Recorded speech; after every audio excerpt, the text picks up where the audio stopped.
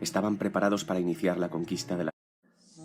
A los payos les llevaría unos 5.000 años reconstruir su imperio tras el golpe, pero hacia el año 5500 a.C. estaban preparados para iniciar la conquista de las tierras líberes del norte. Desde su nueva capital, la magnífica Caide, los payos se abalanzarán primero sobre el levante mediterráneo, ayudados por su flota, a esas alturas la más poderosa del mundo. Los pueblos bere que ocupaban el levante eran los Van, descendientes de la Shuri de Margot o Margorite Abane, originaria del globo Vanus, que luego se identificaría erróneamente con Venus. Los Van eran de raza Berum, blancos, de pelo moreno y de estatura inferior a los árabes y los Bedu. Su tierra original antes de la migración había sido Acuban, la actual Cuba, y de Abane, Labán, Margot, viene el nombre actual La Habana. Más tarde los Van migraron hacia el este junto con las otras tribus bere, estableciéndose en el Líbano. Vemos que los Van siempre se establecían en tierras costeras soleadas y fértiles. Esto es el Líbano y esto es el Levante español, tierra de los Van. Vemos que es evidente que les gustaba vivir bien. Pues bien, los Van tuvieron que huir del Líbano, atacados furiosamente por las tribus payas de los titos y los palestín. ¿Quiénes eran los titos? Pues eran los hititas de la historia oficial, que vivieron en Anatolia, la actual Turquía. Estos son representaciones oficiales de los hititas. Estos son los restos de su capital, Hattusa. Vemos leones guardándola, obviamente.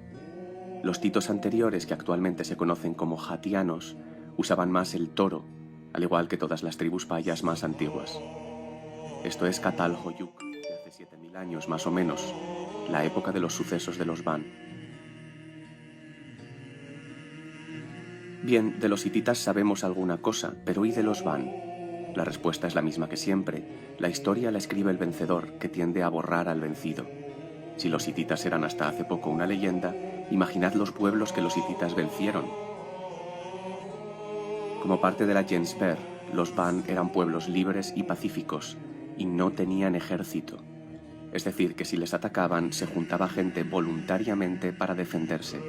Nadie obligaba a luchar a nadie. Los Van fueron atacados, decíamos, por los titos, que eran antropófagos, es decir, que se los comían. Los titos, como todos los payos, reclutaban a sus ejércitos a latigazos y los drogaban copiosamente antes de lanzarlos a la batalla. Cuando ganaban, mataban a todos los hombres, castraban a todos los niños y violaban a todas las mujeres. Era usual que los payos lucharan drogados para eliminar en ellos la mínima conciencia humana de lo que estaban haciendo. Estaban entrando a destruir aldeas pacíficas de gente buena y hermosa para violarlos y matarlos, escupir en su religión, mutilarlos y humillarlos todo lo que pudieran. Por eso había que obligarlos a luchar y pagarles por ello. Era un trabajo espantoso ser un soldado. Vemos que todas las sociedades actuales siguen teniendo este sistema. En la cruenta invasión de Rusia, a los soldados alemanes les daban espiz para luchar, y la heroína era de uso común por los americanos invadiendo Vietnam. Es la única forma de que tu conciencia soporte lo que estás haciendo. En cambio, un bere, para defender la libertad, se presenta voluntariamente en la batalla y no pide nada a cambio. Tiene la conciencia tranquila con lo que hace. Nos dice Eleazar que los refugiados Van que huyeron de la masacre de Lebanon fundarían estados en el litoral mediterráneo. Las tierras de Albania y de Levante, que siguen llamándose igual. También fundarían Banzie, actual Francia, Baniar, actual Mallorca, e Iban-Is, luego llamada Ipaitz, cuando los payos la conquistaron, que es Ibiza. En el centro de Italia fundarán Al-Bain, donde se situará su capital durante mucho tiempo, Alba Ateye, la legendaria ciudad nunca encontrada, hoy llamada Alba Longa. Todavía hoy las colinas a las afueras de Roma se llaman Albanas, así como el volcán, que sigue activo, y los dos lagos que ocupan dos antiguos cráteres, el Albano y el Nemi. Albano es todavía un nombre común en Italia, quiere decir un poderoso Van. Alba Ateye fue oficialmente destruida por Roma al principio de su gesta, pero sus ruinas jamás han sido encontradas y hoy en día suele coincidirse en que esto era una leyenda. Esto de aquí es conocido como el emisario o acueducto albano. Grandazzi nos dice que es una obra magnífica que tuvo que ser anterior a la época romana, puesto que estos ya no entendían la función de este conjunto hídrico. Los ban serían los creadores de los baños, piscinas y bañeras destinados a la curación de los enfermos. Restos de baños muy antiguos se han encontrado en el manantial del lago Nemi. Los ban también dan nombre a algunos de los instrumentos musicales antiguos, como el banjo o la banduria, ya que hay una bandura tradicional ucraniana. Aquí vemos un cosaco tocándola, un hombre libre. El último rey Ban hacia el año 5450 a.C. fue Banakete, también llamado Bane-Itu, el último Ban. De él se decía que era gentil, elegante y un gran artista, aficionado a la música, al buen vino y a la buena comida. De ahí la actual palabra banquete. Hoy se llama Levante a todo el litoral mediterráneo oeste, norte y este, es decir, a las antiguas tierras de los Ban. Esta es la extensión occidental del reino de los Ban hacia el siglo VI a.C. Vemos que compartían la península con los Árabe, hijos de Marta, que tenían su capital en Beturo, hoy Zaragoza, de donde vienen los baturros, y los Eduen, hijos de María, los edetanos, que tenían su capital en Toledo, literalmente capital de los Edu. La capital de Levante fue inicialmente Turón, que daría nombre a la región de Turoní. Allí se cultivaban cítricos ya desde antaño, pues de ahí viene el seturón, limón, todavía llamado citrón en alemán, sueco y noruego, y la turonche, que es la naranja, de ahí viene la orange, turonche, orange y taronja en catalán, turuncu en turco. También de ahí viene el turrón, que hoy se denomina como de Alicante o de Gijona, localidades inscritas en los territorios de la Turoní.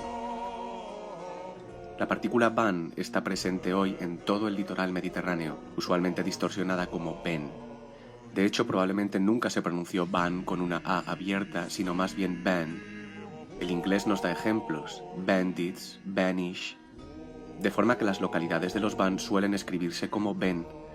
Así tenemos entre Cataluña y Cádiz, Banyuls, Banyolas, el Vendrell, Banieras del Penedès, Benissanet, Vandellós, Benifassà,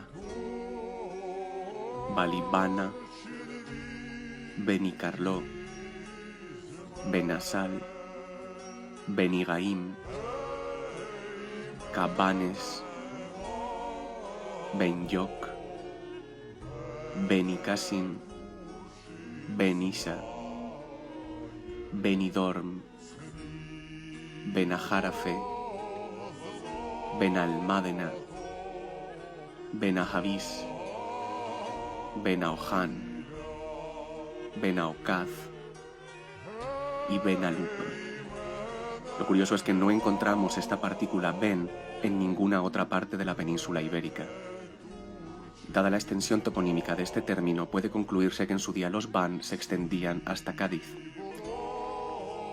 En el siglo 5500 a.C., la frontera de los ban con el Imperio Payo estaba marcada por el río Segure, que quiere decir es frontera. De esta palabra vendrá la castellana seguridad. La seguridad, vemos, se obtiene naturalmente detrás de la frontera. En su capital, Caide, el Mendón Atzipari atacó el Levante y tomó por sorpresa las tierras van hasta el río Segura, y a continuación, cuando estos organizan su ejército y lo envían hacia el sur, propone inmediatamente la paz.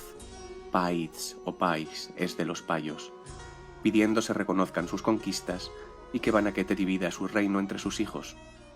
El rey Ban accede, pues desea la paz y la tranquilidad. La terampa de los payos ha funcionado. 30 años después, los payos envenenan al rey de Albaincetu, uno de los hijos de Banakete, y vulnerando el tratado de paz, invaden ese reino, venciendo al dividido ejército de los Ban. El rey Banakete, deseando de nuevo la paz, pide un nuevo tratado que reconozca esa conquista y fije la frontera en el río Guadalpalén, hoy Turia. Los payos, muy contentos, firman ese nuevo tratado definitivo y dan el nombre de Palancia a las nuevas tierras conquistadas. El término derivará en la actual Valencia. Nos dice Eleazar que se instala en Valencia una colonia china que iniciará el cultivo de arroz que da origen al todavía hoy plato típico de esa tierra, la paella. Y también iniciarán las fiestas todavía hoy típicas, las payas, que ha derivado en fallas. Los trajes típicos de fallera todavía tienen un aire oriental. El tocado en la cabeza es evidentemente el mismo que el de la famosa dama de Elche, de rasgos orientales, encontrada también en el Levante. ¿Sería la dama de Elche una fallera mayor? Bien, estos son los rastros de la antigua presencia china en Iberia, pero hay más. La misma palabra campesino, dice Eleazar, viene de canpa chino, chino del campo, o la palabra espadachín es chino con una espada. La misma palabra espada quiere decir es dada por el pa, es de los payos. Unos años más tarde, los payos vuelven a romper el tratado de paz e invaden de nuevo a los van. Pero ahora Banaquete se encuentra en una situación desesperada. Está amenazada ya su nueva capital, Erruberegat, la actual Llobregat, al lado de Barcelona. Banaquete sufre tal vez de remordimientos al ver a un ejército payo mucho mayor que el que apareció décadas atrás frente al río Segura. Ve todo esto desde su vanguardia, fuerte del Ban, hoy Montjuïc, de ahí vendrá la palabra vanguardia. Frente a Banaquete se halla el Mendón Paremenio, el pare que manda, que ya había exterminado a los Van en Lebanon, así como a muchos otros pueblos, y que por ello era llamado el Supare, el pare sol, de donde viene super y supra. Ahí está el Mendón Paremenio al frente de decenas de miles de payos traídos a la fuerza de todas las partes del imperio. Paremenio propone a Banaquete la paz perpetua a cambio de que le entregue una determinada cantidad de oro. Y ahí comienza el último engaño del rey Banaquete.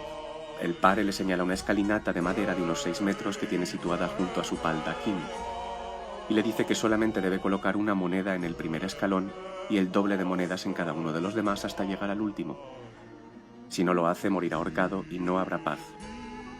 Banaquete piensa que esto es muy poco oro y acepta el trato, pero cuando sus hombres tienen que colocar 1024 monedas en el 11º escalón, un temor se apodera de ellos. Al llegar al 14º escalón se requieren 8192 monedas y básicamente ya no hay más monedas de oro en el reino de los Van. Esto dio origen a la leyenda del trigo y el tablero de ajedrez. La leyenda nos dice que el inventor del ajedrez pidió al rey como recompensa un grano de trigo por casilla, duplicándose en la siguiente. De tratar de rellenar el tablero según este principio, se precisarían las cosechas mundiales de 18.900 años. En fin, fuera o no fuera así, sea leyenda o verdad esta historia, el caso es que Banaquete fue engañado por los payos. Murió ahorcado en esa misma escalinata, y más tarde su capital, Erruberegat, fue arrasada hasta los cimientos y sus habitantes pasados a cuchillo. Los payos cambiaron el nombre del pueblo de Berseleone por el de Barcay, Puerto Manso. A partir de ahí, los Van supervivientes se organizarían en bandas, compañeros de la banda, o bandidos, los que se fueron de la banda, y acechando a los ejércitos payos en bosques y montes, impedirán durante mucho tiempo su avance hacia el norte en la cordillera pirenaica. Todavía hoy puede recordarse lo que le ocurrió a los hijos de Margot a través de palabras como vano, desvanecerse, o los términos ingleses vanish o vanquish. Los relatos de la degradación y el horror que los payos desataron contra los Van alcanzarían en su día a todas las aldeas de los Bere en todas partes. El mismo destino les esperaba a la mayoría de ellas. En unos cuantos siglos el Segundo Imperio Payo ocuparía la práctica totalidad del mundo conocido. El rapto de Europa por el toro en realidad relata la construcción del Segundo Imperio Payo. Seguiremos contando cómo fue esto en los siguientes capítulos. Dadle a like si os ha gustado y suscribíos.